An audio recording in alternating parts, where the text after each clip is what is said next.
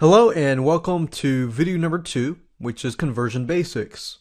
In this specific video, we're going to talk about what needs to happen before you begin to drive traffic and market your book. Without this, you will blindly hit the bullseye.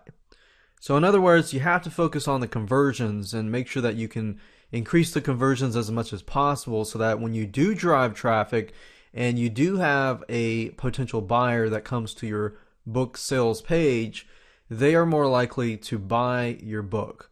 Or if they bought your book, they are more likely to avoid refunding your book. So there are two things that we want to cover today. The first thing is editing and proofreading. Now, this might be seemingly obvious, but one of the biggest mistakes that most people forget to do is this. They forget to do proofreading. They feel as if the book author can go out and proofread and that's fine. But in reality, you want to find a professional. Instead of you and you alone doing the editing and proofreading, you want to do the editing and proofreading yourself, but that should not be the final step. The final step should be hiring a professional proofreader to proofread your book. Now, I'm going to actually show you places that you can go to get it done for cheap. And I know this tends to be a big question and a big roadblock that a lot of book authors face because, frankly, a lot of proofreaders out there charge a huge amount of money. But if you really know how to differentiate the difference between somebody who just proofreads in terms of the grammatical and spelling errors and somebody who actually proofreads your book in terms of the way that your book is laid out, if it really makes sense, and things like that. So the thing you want to do in terms of approach is you want to focus on flowing your creativity out through your book. And then, of course, edit yourself, and then afterwards go out and market it, not the other way around. Then, only then, what you can do is go through it once, have a friend that likes the topic, read it. Now, notice I say likes the topic.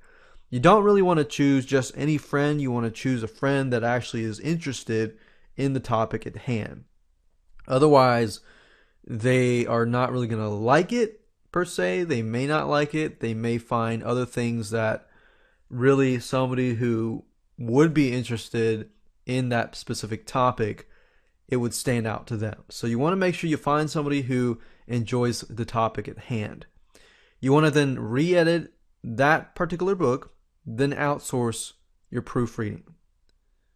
Let me show you exactly step by step where to go, how to do it, and things like that. Now, there are two different sites that I personally use in terms of finding good proofreaders. Now, you have to keep in mind that there is a difference between somebody who simply checks your spelling and things like that, and some people will only check your spelling, they won't check your grammar.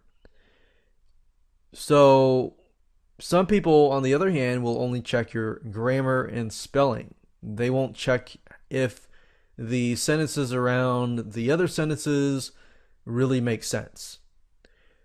What you want to find if you go to Fiverr.com is somebody who can proofread the grammatical and the spelling errors. If that's the case, then you can actually find somebody who will do it for a fairly cheap job. Now, I've used this person here, they've done a great job, and this person here as well. You can actually contact them if your book is longer than such amounts. You can say, hey, I have a book about this amount, and what kind of deal can you cut me? That way you're not paying the certain amount that they have listed. So, for example, they're charging $5 for 2,500 words. If that's the case, then let's say you have 2,500 times 10. If you paid up front, it would be 5 times 10. So that would be $50. But what I normally do is I would contact them. Sometimes these people will give you like half off, but you have to contact them and negotiate with them first. So Fiverr.com is a great place to go, and you can even say, hey, will you proofread it, not just for grammatical spelling, but also for sentence structure, how your book is laid out, and things like that. Because you want to get somebody who can not just do spelling and basic grammatical checks, but also take a look at your sentence structure and to see if that sentence fits in that particular chapter and things like that. Now, if you want to do that, you'd have to pay a little bit more, and you might want to head on over to a site called odesk.com. And at this point, you can click on Hire Freelancers, type in proofread book, and I would say use the same approach. I would contact them and say, hey, can you do the spelling checks, grammatical checks, as well as sentence structure and things like that. Now, in terms of weeding out people, I want to choose a perfectionist in terms of writing. So 4.5 stars and above is good. Hourly rate, I would say anywhere up to $20 an hour. I would say any hours. No, I would say 1 hour at least. But if you really want to get down to somebody who really has experience, you could do 100 plus hours. And then, of course, any location. What I found is usually North America is good, depending on where you're located, obviously. So I'm located in North America, so I'm going to choose North America. Now, I don't want to fully weed out somebody who might be really good at their proofreading. For example, you wouldn't probably never believe this, but people in the Philippines, there are a few people out there that have really good, grammatical proofreading and stuff like that, those types of skills. So just be aware of that. And you don't even have to specify any location, but what you do want to do is you want to start opening these in different windows. And a proofreader is normally a type of person who is a perfectionist, is very detail oriented. So you want to kind of look for somebody like that who is very concerned about their work. So we can take a look at their work history, what kind of work they have done, their tests that have taken. And for example, English spelling test, we want somebody who has a higher percentile score, maybe 80% and above. If we don't see that, we can always move on to the next person. For example, this person has an English spelling test, 85% and above, 97% for English tests for the UK, English vocabulary and UK vocabulary very high, as we can see here. So this would be a good candidate for us to contact and talk to. Now, before you actually hire them, you definitely want to talk to them and take a look at what they have edited and proofread in the past. Get an idea of what they have done and see if it's something that is similar to yours. If you can find somebody who has done something similar, possibly to your book or a similar area related to your book, that's a plus, because then you don't have to find somebody who doesn't have experience in that area. So you found somebody who has experience, you don't really have to retrain them. They have the experience, they can go out, do it. You don't have to waste your time and things like that. So 4 things to look for. I don't even read this stuff. I just skip over it. Number 1, work history and feedback. Have they done what you need to be done? Number 2, take a look at the test taken. Number 3, if they do have a portfolio, take a look at that. You need to have an account to view their portfolio. And of course, number 4, contact them and then talk to them and get an idea of if they can really do what you're looking for. And that's it. Now let's talk about book conversions. Once you have in hand a book that has been proofread and finalized and it's ready to go, there's one thing that you still want to look at, which is the book cover. In order to get your book to convert fairly well, you need to have, the book, some sort of summary, but most importantly, the book cover. Because people, unfortunately, do judge a book by its cover. And your book cover is the first thing people will see. So you want to make sure that you choose your images and your book designer and creator wisely. Because when somebody looks at that book image, it has to appeal to them. It has to appeal to that particular audience. And at the same time, it has to be congruent with what your story or what your book is all about. And when I mean congruent, when somebody looks at your book cover, they are going to have some sort of assumption.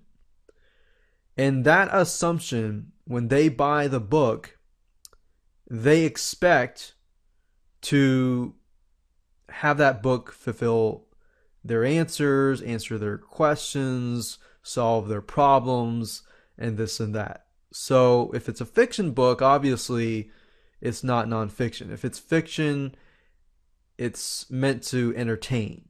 If it's nonfiction, it's most likely meant to solve a problem. But what I mean by that is you want to make sure that your book is aligned with the book content itself. And because you want to avoid refunds, if your book cover is about a picture, let's say, of a dog, maybe a golden retriever puppy being trained, and your book is really about something else like dog training, not necessarily puppy training, and specifically a golden retriever puppy training, and it's not specified on the front cover of the book itself, you may get some refunds. Because the expectation is that somebody is looking for a golden retriever puppy training book, but instead they got something slightly different. So they will be upset and most likely refund the book. So that's why book conversions are so important. Now, unless you can really create a stunning cover yourself, it's better off to get a professional to handle it for you. Let me explain and show you exactly where to find a book designer that can do a very good job for you. Okay, now there are two different ways that you can do this. Number one, you can outsource this to a graphic book designer. And that's what I highly recommend that you do. Simply because the design that you're going to get back is going to be very customized to your liking. And there's some stuff that book designers can do that we as non-graphic designers just cannot do. So it's just better to get somebody who knows what they're doing and really enjoys what they're doing versus you trying to do it yourself. Now, there are template systems out there where you can get pre-made book templates, or you can even use a book templating system, which I'll show you as well. So I want to provide you with two different routes that you can take, but I'd highly recommend that you take the first one. So there is a particular site that I use called odesk.com. Odesk.com is really, really awesome. You're able to find freelancers, which are basically people who will be doing work for you. In this case, what we want to do is we want to type in book graphic design or book covers and this and that. So we could say book cover graphic design. Click on search. And this is the type of criteria that I use. I want anybody with 4.0 stars and above. Now, to be strict, if I can't find anybody, I'll move it up to 4.5 stars and above. So I'm going to choose that. Hourly rate, I found that anybody with above $5 at least. I don't want anybody below that, just from experience. But you can try variation that you want. So we're going to say $5 to $20 per hour. And you can do two different types of projects. You can do fixed term projects and you can also do hourly projects. But this is just a way to weed out people who may not have as much feedback. We're going to just say 1 hour. In terms of hours billed, that means that they have had projects in the past. You can also do 100 hours plus hours. That means people who have been on Odesk for a long, long time. Location, you can pick any location that you want. In this case, we're going to leave it as it is. Now that I'm done with that, what I'll normally do is this. I will normally begin to open these up in new windows. Now, you can't really see that right now because I have my browser in such a way, but you can set it up, and we're going to open these tabs up. And my goal here is simply to open all these tabs up so that I can get a better bird's eye view of the types of people that I'm dealing with. So you can see overview here to get an idea of what they can do, but I don't really look at that. I look at the feedback and the work history, because that really tells you what they have done and if they have experience in certain areas like CreateSpace cover designs. If you want to do Amazon CreateSpace, this person has previous experience, which means you don't have to retrain them or ask them to do it and learn it from scratch. So find somebody that can already do it. That would be great. Now, in order to see their portfolio, you have to have an account. I would advise you, if you don't have an account, go ahead and create an account. Now, you can also see the skills that they have, but most importantly, the tests that they have taken. So I tend to look at the portfolio, the work history and feedback, and the tests that they have taken. So as you can see, English spelling test is about 16 percentile, which is great because that tells us if we give them a specifications of exactly what book cover we want, most likely Eugene will be able to come back and understand exactly what we want. Now, MS Word test, that doesn't really matter because we want somebody who is fluent with Adobe Photoshop. So he is 57th percentile of Photoshop. Now, I would do the same thing. I would scroll down, look at every single person, get an idea of who may be a good candidate. And what I would normally do after that is I would think, okay, I found a bunch of people that have really good skill sets that I need. Now what you want to do is simply post a job and then invite them to the job. Now you can't actually contact them until you invite them to your job to apply to your job. So you have to have a job position open in order to contact them. When you contact them, you'll invite them to your project, and then they, of course, can contact you, talk to you, and so forth. But that's just the way that I use in order to find a good graphic designer in terms of books. Is number one, make sure that they have experience, and number two, make sure that they have good feedback and work history, and number three, take a look at their tests and skill sets, and number four, take a look at their portfolio to see whether their style of design is what you want, because not all the graphic designers out there will have the same style. Everybody has a different style, so you got to keep that in mind. There's a site called getabookcover.com which will allow you to purchase affordable pre-made book covers. And as you can see, we clicked on the thriller category for this specific site, and you can see a lot of pre-made book covers that you can just simply buy and then customize them and get somebody else to customize it for you at Fiverr.com if you want to do so. Another site is called Damonza.com, and at this point you can find somebody who will actually do the ebook cover for you. So it's not really you do it yourself. Now, moving back to a do-it-yourself type site, there's a site called selfpubbookcovers.com. This site will allow you to actually customize your book. Let me give you an example. If we click on thriller/mystery, you can actually see book covers that you can customize. Sort of like the previous website that I showed you where you could actually purchase the book covers and customize them. But in this place, you can actually buy one, use their system that they will allow you to use to customize the title, the author name, the subtitle, and things like that. So this is another option that you can take if you want to go down this route.